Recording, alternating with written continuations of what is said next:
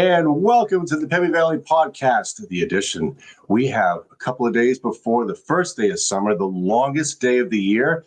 Summer seems to have had to, just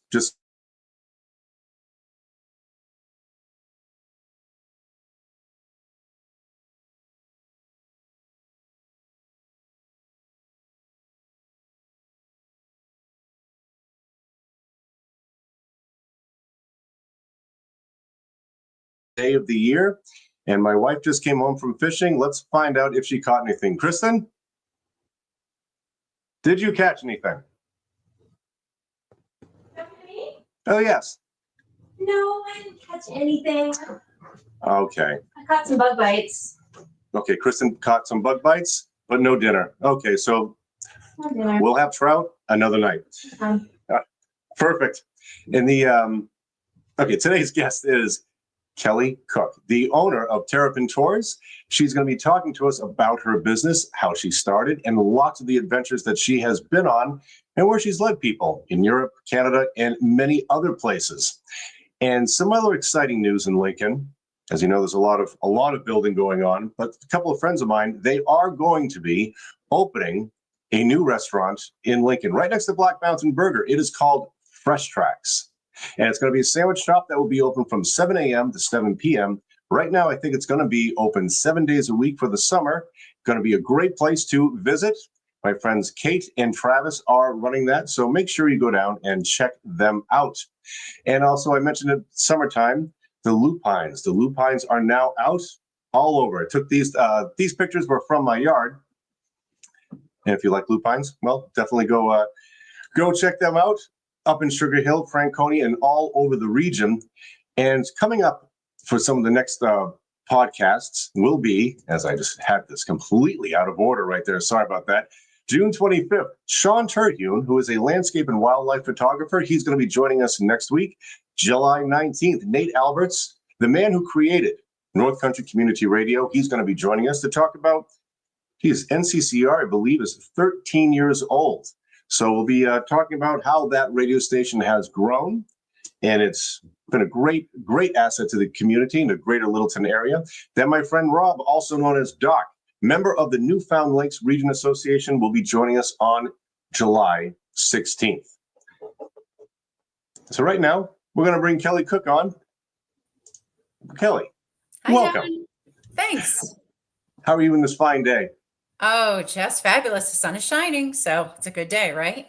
Yes, it is a good day. And again, we were just talking before we were podcasting live that the humidity switch, I think, was turned on about 3 hours ago.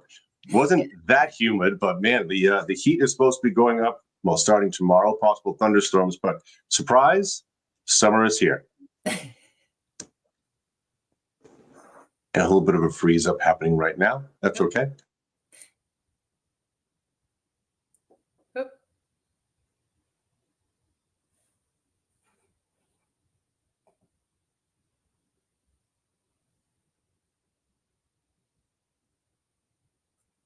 We'll try this again. Oh. A little reboot. Okay. I think we're okay now. Okay. I didn't know if I was frozen or you were frozen. I think it's definitely not you, not me. It's something with the platform. It freezes a bit, but that's the fun part about being live. Great. So, Kelly, thank you so much for taking some time to talk to us about your business and something that what's interesting when you go to Terrapin Tours website.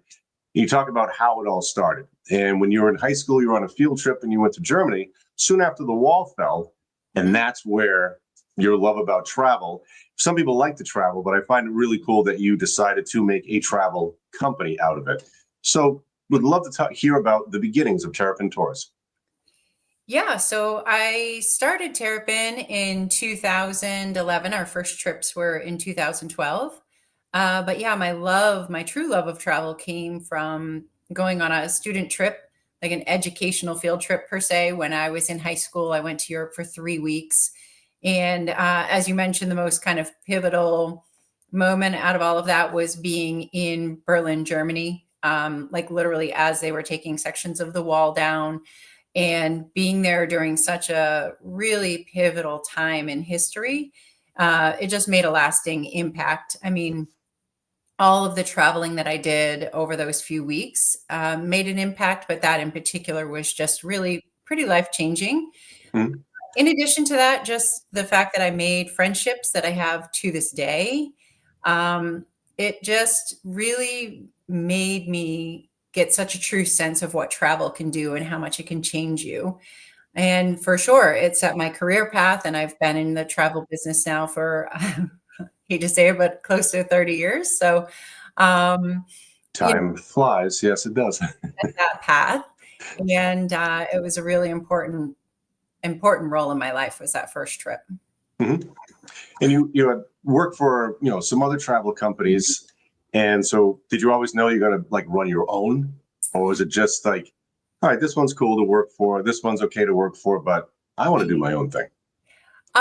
Yeah, so I worked as a travel agent and as a tour director for a few different companies. And then I was actually out of the industry for just a short period. And during those few years, that is when I always knew my heart was in travel. I always knew that I would end up back in travel.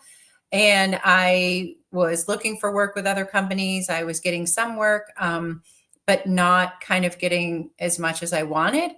And it's just a strange industry to kind of get your foot in the door. So I had all this experience, but it was just tricky trying to get into some of the large companies just due to the recruiting policies and practices and the way you have to go about it. Mhm. And at that point, actually, I was like, well, why am I sitting around waiting for somebody to hire me when I have a decade of experience? And just decided at that point that I would give it a shot. And so in 2012, we had our first trips. I had 3 trips that year, 1 day trip and 2 overnight tours. And now here we are in 2025, and we've got over 50 tours a year. So big change. That's wow. And so also being based here in the White Mountains, I think it's interesting how based here, you're going far away with Correct. a lot of these trips. How did Yeah. that formulate? How did you pull that together? At the end of the day, it just really came down to the fact that, well, most of our tours, all of our tours, I should say, leave from Concord, New Hampshire. So we tried to use a Mhm. central location in the state. I always said that I think if I didn't work in travel and hadn't been able to experience so much of the world, I don't know if I ever would have stayed in a small town in this area. I might have wanted to explore more, but being able to travel for work definitely gave me the ability to see the world, but also still live where I love, which was fantastic. All of our trips depart out of Concord because it's just really central for everybody who lives in the state. And now we have clients who come from all over the US, most of them from New Hampshire and, New England. But we've just realized that that just is a great spot to gather everybody and then head out, whether we're flying somewhere or just traveling by bus as a group. But that's kind of what makes it nice is we have one central location to get everybody together. Cool. That's very nice. And being a tour guide, is there like a license? I really have no idea. Is there like a licensing procedure, or Um, how does that happen? Because I look at it running a tour company, and it's like here right, I am. Just trust me. right. So, or Yeah. is there like some sort of Yeah. So there's protocol? a few different things, the term now, like tour director or tour manager, that's kind of one role. And that's what generally we are on the bus. Like we're the person who's on the bus to make sure everything runs smoothly, hotel check-in, meals, like that everything's working and all the pieces are put together correctly, making sure that everybody is safe and happy and able to sit back and relax and enjoy their trip while we handle all those little details. And then the other thing is you have a tour guide, which, sometimes the terms are interchangeable.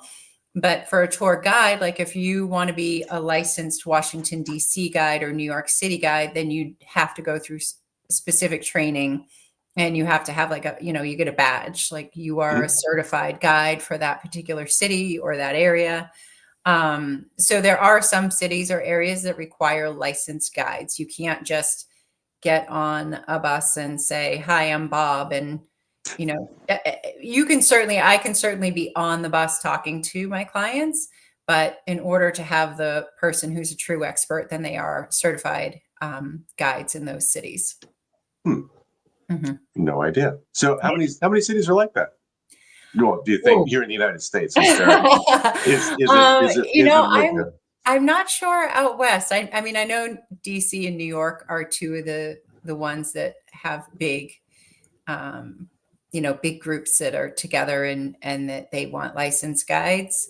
I don't think that there's a lot that require them 100%, but it certainly helps. That's who we go to when we're going to a city and we want to find a guide that we know knows the history, knows the information, the culture. Then you hire a certified licensed guide. I like But that. Actually, probably could be like a list of like what their specialties are, or maybe they're just well rounded on right. Yeah. whatever. Some of them, I mean, you can have people who specialize in history, people who specialize in food walking tour, they can specialize in all kinds of things. And that's the thing. You just go onto the website and for the organizations, and you can kind of be like, this is what I'm looking for on this particular tour. And then reach out to the guides that you think are going to fit your group the best. So definitely a That is nice cool. option. And they're Right. going to give our clients much more insight. We can always tell them facts, we can give them information, but it's completely different if you have somebody who lives in those areas and knows it, lives it, breathes it, and has all the little stories to tell. So we definitely like to hire local guides when we're in cities. Totally makes sense. That Mhm. that does, and especially as you just said, they live and they breathe it. This is Right. what they want to do. So Right. that as you're on these trips, that also takes a little bit of pressure off you. Kind of Yeah. hand it over to them to like run that however long their time's going to be. Right. But how much time off, especially when you're doing this for multiple days? So you travel someplace. What I Yeah. mean by time off is like, the downtime, time to go to bed, time to get some sleep. Is it restful? I can imagine at the beginning it was a little bit more stressful to make sure everything goes well. Yeah. And when you're first getting your feet wet, running your own business, doing this. But Right. does it actually alleviate a little bit? In some cases, it will. I mean, if I'm going to do a day trip to the theater in Ogunquit, Maine now, it's, pretty easy. We've done it a lot. I don't have a lot of stress or anything like that, but certainly we just had a trip to Yellowstone. I just got back late Sunday night, and you're dealing with just nonstop logistics. You're dealing with flights and getting 30 people through airports together, and then you're meeting a bus company that we may or may not have worked with in the past, working with potentially a brand new driver that we don't know, and then just all of the logistics involved of moving people, getting them checked in, getting them settled. We deliver all the bags to their rooms. Like, our clients don't have to take their bags and things from the bus. So once you get on the bus, we kind of handle all of that legwork so that truly our passengers are there just to sit back, relax, and enjoy the ride, look at the scenery, take a nap if they want to on the bus. Right. And it's our job to make sure everything happens seamlessly. And certainly there's nights that it's more stressful, or there's just a lot more going on. Or on our trip in Yellowstone, one morning we were getting up really early so we could get into the park with our guide and tour the park, which meant we were loading baggage and everything at 6:30 in the morning. So that's an early morning when you have to be up and ready and human and Right. ready to face the So, world and do all of that. So yeah, days like that can certainly be a long day when you end your night after dinner with a group at 7:30 or 8 o'clock at night. well, So yeah, there's some yeah, long days. I was going to say that is definitely going to be a long day, and then throw in Mhm. something like traffic or one Yeah, delay is just a right. wrench thrown into the whole system, Yeah. so to say. Yes. Well, we always tell people, like, when you get on the bus, there's a couple things we can't control, and one is weather and one is traffic. So no matter where we're going, those are two things we can never control, and we just have to go with it. And we do our best to just, again, remind everybody they're there to relax. It's our job to figure out if we have to make changes or if we have to kind of pivot and do some different things. And we always joke that that some of our clients know that we will take care of things. And if things are not going perfectly, we usually buy them ice cream And if you buy people ice cream, then generally they're not too worried that they got somewhere later than Right. expected. And I've actually had clients who told like new clients who were on board, like, don't worry if it doesn't work out, she'll either buy us ice cream or wine. Like they actually see it as like a little benefit now. If there's a little hiccup, they get ice cream or wine. And that seems to just get everybody on the same page that we're just there to have fun anyway. Right. I was going to say maybe some people actually silently hope for some sort of a hiccup. I think sometimes they do. I think sometimes they do. Yeah. And for people that were, that like to travel, it seems like there's a lot of people that travel on their own. They make their own itinerary, but going in groups, is there like an uptick with that? Do you think? I know traveling in tour groups has always, been a thing, Right. but do you think it's actually growing? Is that population actually growing? Because as you just mentioned so many things, they don't have to really worry. Right. Here's what we're going to do. Right. Yeah, I mean, the market itself is certainly doing very well. I think, in general, there's a couple of segments of, this kind of group tour industry. One are students. So, a lot of students do field trips and everything. So that's one kind of group tour. And then you have what everybody has always perceived or pictured, the senior group tour. So then you kind of have that senior market, and then you sort of have the in between, which is the people who are looking for really cool experiences, small specialty tours, whether it's hiking tours or biking tours, specialty wine cruises, things like that, where they can go and travel with a group and have some special experiences that they might not be able to just do if they were traveling on their own. And the other thing we see, we have a lot of single like women who travel, and now they've made other friends. Another reason that people would like to migrate towards a group tour so that they can go and travel the world without traveling alone. There's just something nice about the camaraderie and the safety, the inherent safety of traveling with a group that makes it a little bit better especially if you're kind of on the, maybe a senior single traveler, that would be intimidating to go on your own. Right. You're right. You would have had this group of like brand new temporary friends, and Right. You get to travel with them, but I'm sure there are times where they can, do something on their own, but you're right. And that's one of the things that we've really tried to focus on. One of the things I tried to focus on when I started the company was making it different than those old school bus tours. Like every one of us, any of us like you that have ever worked in the restaurant industry or anything, you work in a tourist town, you see the bedraggled group of people get off a bus and they're kind of being herded like cattle, and they've got 10 minutes at one spot. They're all wearing their name tags and lanyards. And it's just this picture that everybody is like, I never want to be that. I never want to be that. And Correct. No. And Nope. that's the thing is, it's what we do, but we want to break that mold. We don't want that. We want people to, yes, we're all traveling together on the same mode of transportation, but we're there to have fun, and people have some free time, and people aren't wearing the name tags and all of that just immediately mark them as this bus tour passenger. And just like I said, generally speaking, we also have smaller groups. And that's become a really big thing in the industry, is that people are looking for smaller groups.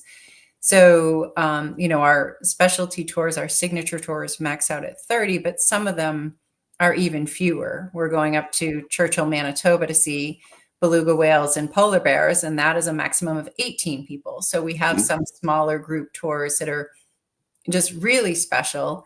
So, you're still on a group tour, but it doesn't feel anything like your grandma's bus tour. When you say about grandma's bus tour, as Kelly, you've worked in the restaurant industry. I work in the restaurant industry in an area where millions of people come visit. That is that mental image. As soon as you said that, being herded like cattle, because I remember thinking a few times, this can't be foliage tours.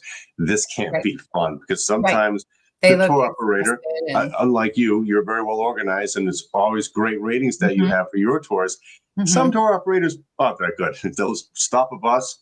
We've got a half hour to go have lunch. Poor people have no idea. Yeah. Nothing Yeah, was taken that's one care of the big things, over scheduling and creating this really hectic pace so you can say you've checked off all these boxes, but you can stop somewhere and hop off the bus and take a picture of the basin or Franconia Notch. But if you don't have any time to experience it, it's kind of like, what's the point? So that's Right. one of the things that we really focus on, is trying to give people, if we're going to go somewhere, we want you to have time to actually experience it.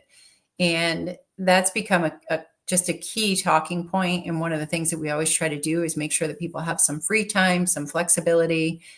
And like I said, just generally speaking, trying to have a good time. We want to Right. be the bus tour that when we leave a restaurant or a hotel, I love nothing more than getting a phone call or an email from the staff or the owner saying, wow, you're the best bus group we've ever had. We're polite, we're friendly. And that's it's just also part of what I create as a culture for our tour directors. Like when I was a waitress, and again, like you said, all these bus tours would come in, and I learned very quickly that if the tour director set the tone, like if one person's had their meal and 4 others were still waiting, well, you were trying to serve 45 people at once. So somebody was going to get served first and somebody's going to get served last, and somebody's plate might get dropped on the way. But at the end of the day, if the tour director was edgy and angry and grumpy, the people would be that way. And if the tour director was like, hey, let's sing some show tunes and pass the time and in a good mood and saying like, enjoy each other's company, here's a glass of wine, the people would be happy. Like they were just at dinner enjoying their vacation. So I kind of learned from being on the other side of it. I learned from being that server who dealt with the really good tour directors and bus groups and the really bad ones, how we wanted our clients and our tour directors to behave and how we wanted them to be perceived in general. We don't want to be that grumpy old bus tour. No, not at all. I'm sure you're not. So Yeah. I know you're not. I do my best. It is funny. This to think like how sometimes like we're supposed to be having fun. You're leading people on fun. They voluntarily did this. Right. This is all supposed to be fun. There's no, and obviously things happen and things don't always go right. And there's times when people get frustrated or we're frustrated, and there's a lot to juggle. But again, you just kind of have to remember why you're there. And that oftentimes if you're delayed, it's a first world problem to be delayed by a few minutes and still make the most of, your day and what you can do. So that's the attitude that we try to portray and that we try to have our groups, really clutch. Like that's what we want them to be like. Good.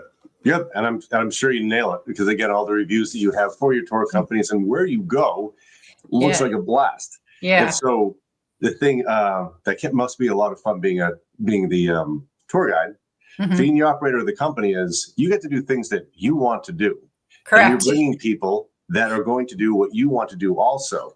Correct. And as you were just talking about, going to watch beluga whales, going to Newfoundland, this is what I'd like you to talk a little bit more about, like going up to Canada. Some of those trips, I'd like to hear about a few of those. Yeah, I mean, sometimes people say to me, how did you decide to go here, like to Mackinac Island our first time, or to Newfoundland or to Iceland? Like, wow, how did you decide, or why did you choose this? And I'm like, well, it's on my bucket list. So the good news is that, going to see, polar bears in Churchill, Manitoba, for most people that actually get a chance to do it, it's a once in a lifetime thing. And I'm so fortunate that I've gotten to do it multiple times. Like that's a big deal. And that's what happens a lot of times. It's like, well, I really want to go on a river cruise in Europe. So there's got to be others that want to do this also. I can kind of be like, yeah, this must, some of you. And we talk to our clients about places that they want to go.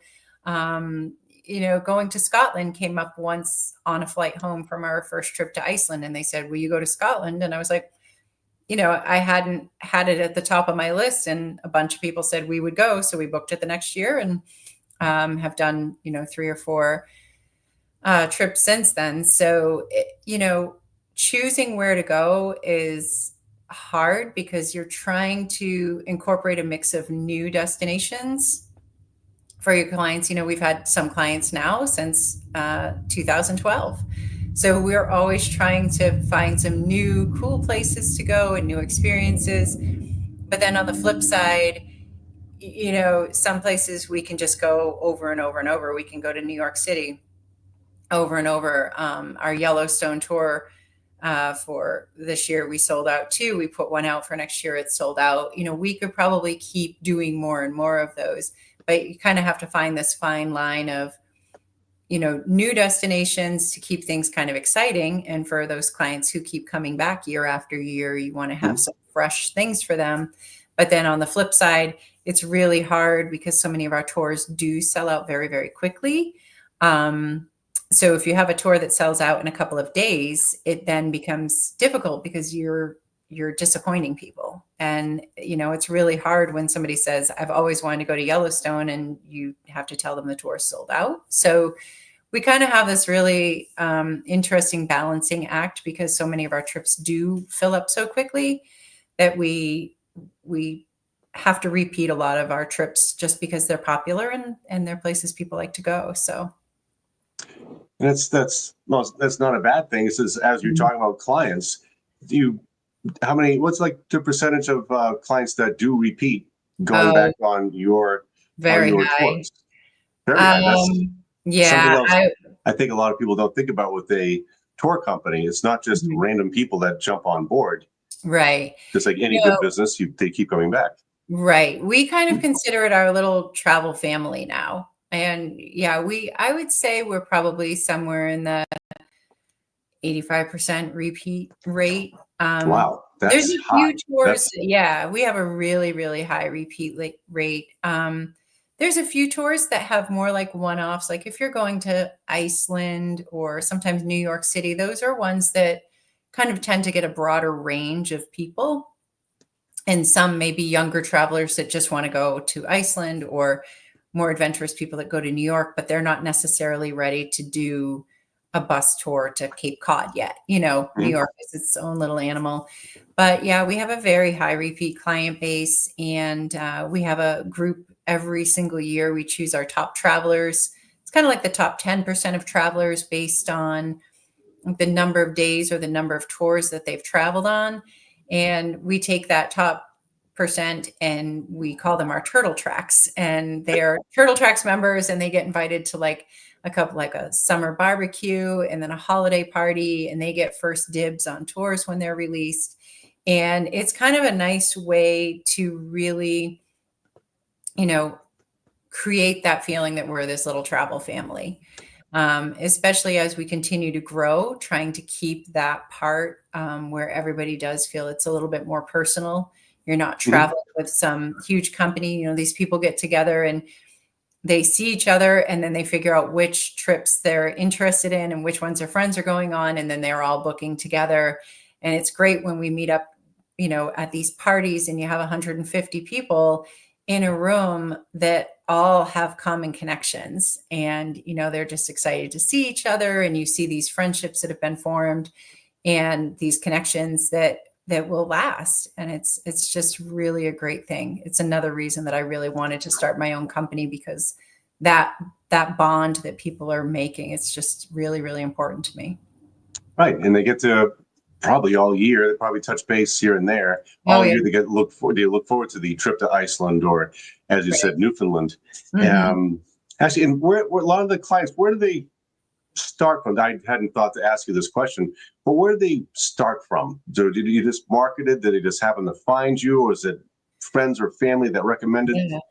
Yeah, I mean, it's a little bit of both. Obviously, we do some marketing, just because obviously we have a lot of trips now to cover, but we generally had a really strong base group of clients right from the very beginning.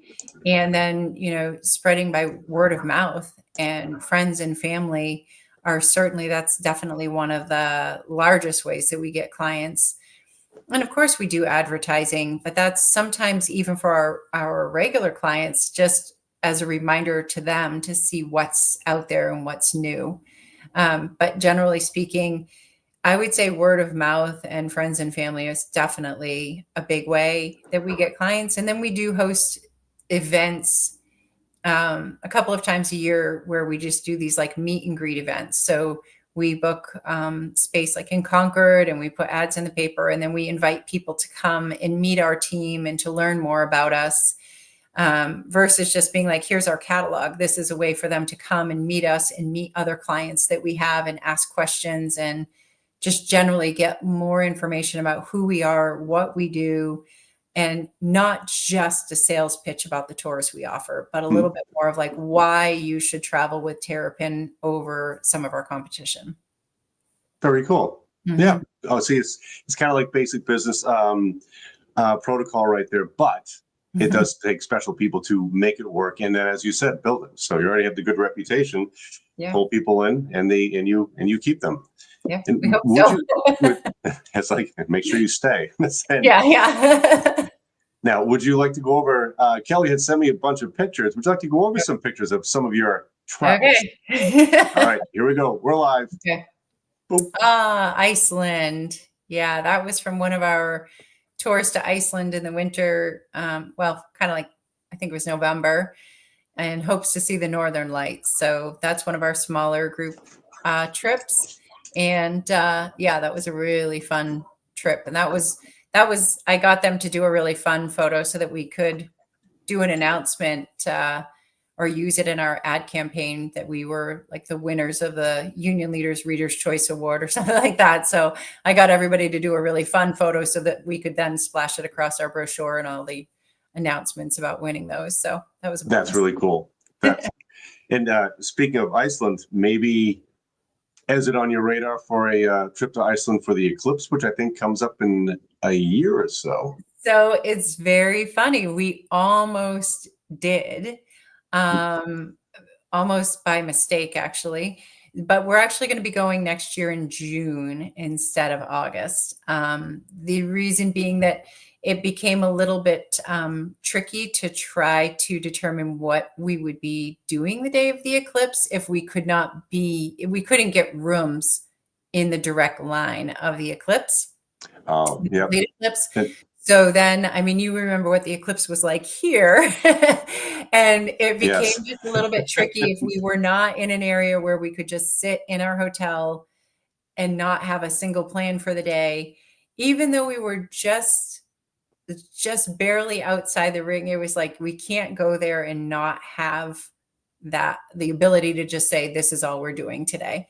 Right. And similar to here, Iceland is not entirely sure what to expect in terms of the traffic and the crowds and all of that. So as much as we thought it would be kind of cool when we realized the dates we were looking at fell over the eclipse, we actually just decided that it could end up being more of a disappointment if we didn't have it planned perfectly. Right. Yeah. Understandable. Okay. Sorry. Yep. And it was funny when you said, you know what it was like here? It's like, yes. Right. And that's the thing, and we just don't know, like, would that be the coolest day to go to Diamond Beach because nobody else is going to be there? Or is it going to be one line of giant traffic on the ring road because there's pretty much one big road in Iceland?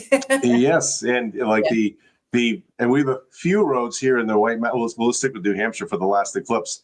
I mean, it was like the slow but sure, like massive traffic that was just going north of where we are. Right. And I called it, even though I've been counting down to that eclipse for like 6 years. It was so disappointing. I'm still mad that I called it, that I can't do this. I'm sitting in traffic. What I know should be 45 minutes, and I'm 2 hours. I'm still in my town of Woodstock. Right. And that is, okay, not 2 hours, hour and a half. And I was still not even at Lost River. Yeah. But my wife made it, though. She did. But the traffic leaving, unbelievable. 3 o'clock in the morning, Route 93 sounded like foliage traffic. It was unbelievable. Right. So, we decided if we couldn't do it perfectly, that we wouldn't want people to get there and then be disappointed that, we didn't do it perfectly. Well, it was on the radar. So. Yeah, it was. And this is that is the same. That's Iceland as well, a different trip, but that is also in Iceland. That's, believe it or not, in the summer. That was in June. A chilly day, we went over to the Westman Islands, but another Iceland. You seem to have picked my Iceland pictures. I was definitely drawn to Iceland. I was thinking this was Iceland. So Mhm. good. I want to hear more about Iceland. I love the island that's like just over your head. All I can picture is being on that wavy lawn that's up there. Yeah, I mean, those are the Westman Islands. So those are all volcanic islands. And we were going over to kind of the major one that had a huge eruption. I think it was in 67 and was evacuated. And we spent the day on that island. And it's pretty crazy because they still have like a museum there that is everything was left exactly the way it was the day the volcano hit. So when you walk in, now they've built a building around it and everything, but you're seeing, a home that's buried by ash. And it's kind of a pretty crazy thing to see, but it's an absolutely gorgeous island, little string of islands, but absolutely beautiful place. And that's one place we can go in the summer. So when we go back again this June, this is somewhere that we can go in the summer, but really making your way over there in the winter would not be very much fun. So on our summer tours, we go to the Western Islands. That looks cool. That looks like fun. Newfoundland. Yeah. So yeah, this is Newfoundland. This is actually in Gander, Newfoundland with our group after getting screeched in, and which makes you an honorary Newfoundlander. You have to kiss a cod and drink some terrible, terrible rum and do a whole bunch of other things. I think the but- main reason why I picked this picture, everybody looks like they're happy, but I'm like, what's the screechers? Yeah, the screechers Now is not finding out. great. But Newfoundland is my favorite place on the planet. I absolutely love it. I love the people. I love the scenery. I love the wildlife. I love everything about the island. But in particular, there in Gander, that is where, if anybody's ever heard of the play Come From Away or the book The Day the World Came to Town or Channel of Peace, those are books and the musical that were based on what happened in Gander on 9/11 and the days that followed. Right. And the story is just incredible. And we are fortunate enough this picture was actually taken in the American Legion and not the American Legion, the Canadian Legion. And, Fantastic. There is one.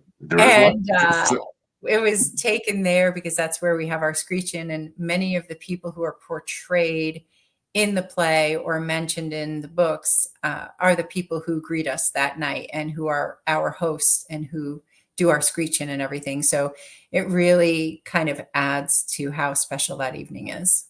That's pretty incredible because those books are that story. Those stories you were just mentioning are incredible stories. And anybody, if you have not read those books, borrow or even see the play. It is quite moving. It's pretty important. Actually, it is very important. Really remarkable. And that's the thing. Newfoundland is just such a special place for sure. Newfoundland again. They have icebergs too. And the other thing, you get to watch icebergs go by at certain times of the year. That's what I want to see. Mm-hmm.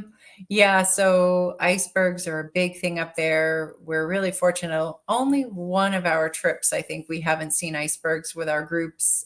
This one was actually really spectacular. This is our goofy picture of it. But that was one of those times you go out on the boat and when your guide and your captain have, they see icebergs in their backyard all season long. And when they are excited about it and taking a lot of pictures, that's when you've really got a good one. And the picture here doesn't really do that one justice. It was absolutely massive and just really unique in its shape. And really, you can tell we're pretty excited to see it.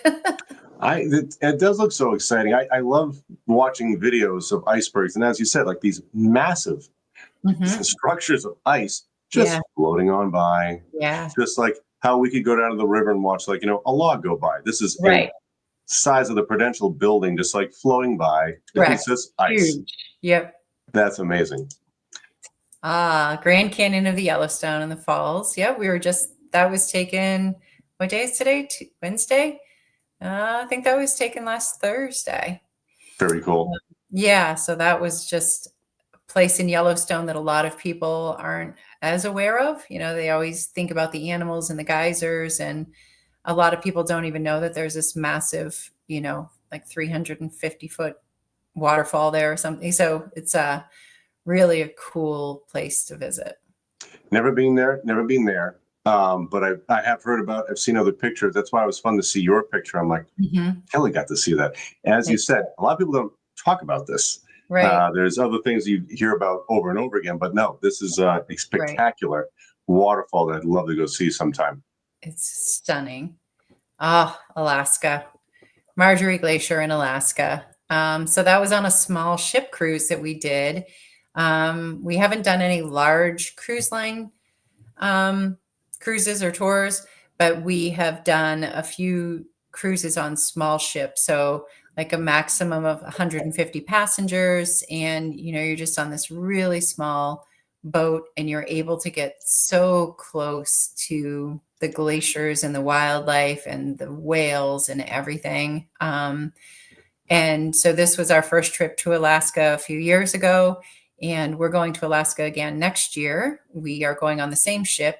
So again, a maximum of 150 people on the ship, which means we take 30 people as a maximum. So, we're a fifth of the crew on the boat, or a fifth of the people.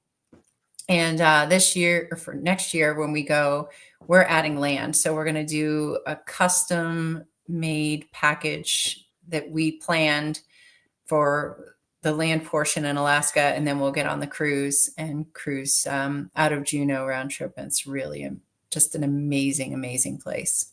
That does look quite amazing. And you picked some of my favorites. So this is in Michigan at one of my favorite lodges that we stay at. And it's just this amazing lodge in Alanson, Michigan. And it's just this wonderful place. We've stayed there on our like Best of Michigan tour, which is like a 12-day tour. So when we go for that long, and in the middle of the tour, we kind of try to take a break and have a day or two that are really slower paced and just way more relaxed, and a little more of like, what would you do if you were here and not on a bus tour? And people would relax at this stunningly beautiful lodge and take kayaks out, or take a walk or a hike around the property.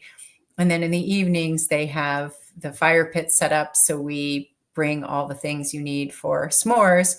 And then we find out shockingly how many people have never had a s'more. It's terrible. Yeah, it's always surprising to me to find out how many people have never had one. They don't know how to make it. They don't know how to eat it. But this particular lodge, like those nights that we've stayed there and kind of had this scene unfold, are some of my favorites, because again, you're not doing the normal bus tour thing. You can only have so many, buffets in a hotel. This is like more like what you would want to do. We have dinner there. Sometimes we just brought in pizza and beer and wine and drinks, and you fire. And just right. And you sit around the fire with your friends, enjoying the night. And sometimes that's so much more special than doing that standard, typical bus tour. Absolutely. No, hanging out outside, nice weather like that by a fire, hands down. Right. Definitely would rather do that. This was in Grand Teton National Park last week. We took a float trip on the Snake River. As you can tell, we just had the most absolutely stunning, most perfect day. So took a little float trip down the Grand Teton Mountains in the back, and saw some moose and some other animals and birds and things, but just a perfect day.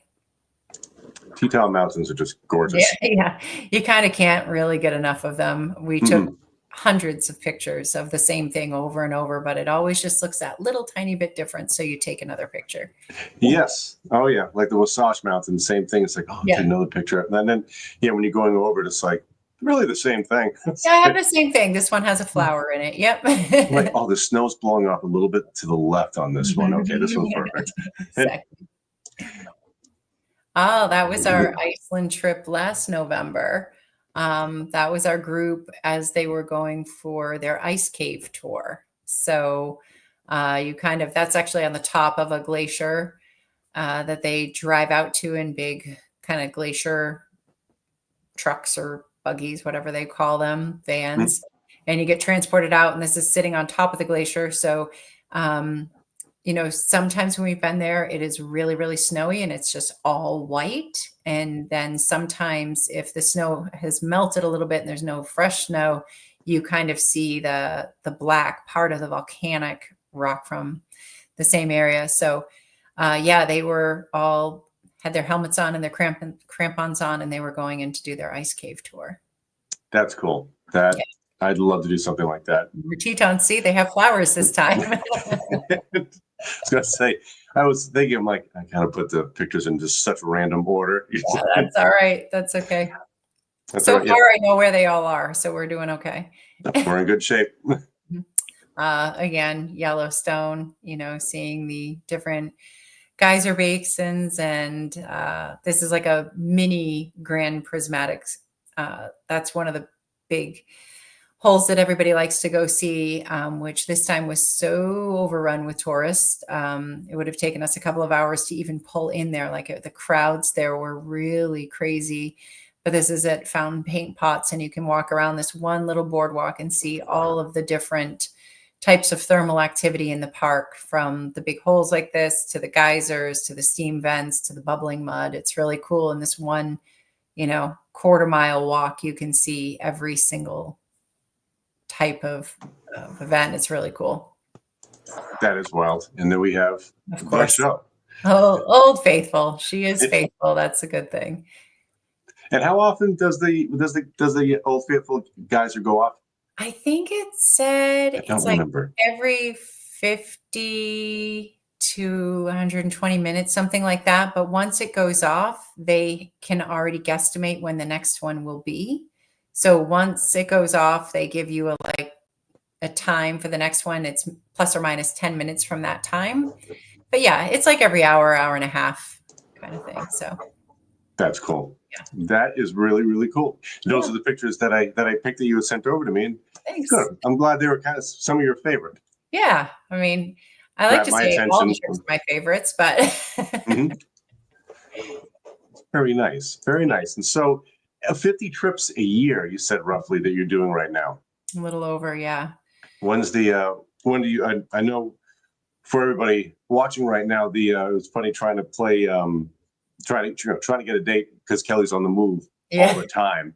And she's like, I'm not going to be around on that Wednesday. There's one Wednesday that I'll be, and this is the Wednesday. Right, so, it is. Kelly, Yes. I greatly appreciate you taking that one Wednesday that you have in June to come on the podcast. Yeah. Thank you for having me. It's fun. It definitely is a lot of fun. And what is your next trip? I leave on Wednesday to go to Nova Scotia, New Brunswick in Nova Scotia, but it's for the Nova Scotia International Tattoo. So big military tattoo that they have in Halifax. What is that? I know your face. Like most people have heard of the Edinburgh tattoo. Like that's probably the most famous in the world is the Edinburgh tattoo. And it's where you get military like marching bands and performers and drummers and dancers and just all kinds of people and troops and everything that get together. And it's just this really cool display. Like I said, it's not all military focused. Now there's just so much other entertainment that's part of it, but that's kind of the origins of it was a true military tattoo. But yeah, you know, the pipes and the drums and the kilts and all the good stuff that come along with that. So people tend to really like that. But yeah, we'll be in Halifax for that. That sounds like fun. And Nova Scotia is a beautiful area. It is. I love visiting there pretty much any time of the year, as it's so much fun to go there. And especially this time of year, as the days are that much longer compared to what we have here in the White Mountains. Right. Right. Yeah, it should be a beautiful time. All right. Well, Kelly, again, thank you very much for coming on the podcast. You, I'd love to have you on again to hear about more adventures, which would be great. We'll look at our calendars. We'll get it together. Sounds great. Okay. Just hold on, Kelly, and everybody else. I'll be, next week, be ready for Sean Terrapin, the wildlife and nature photographer. And thank you for watching, and we will see you next week.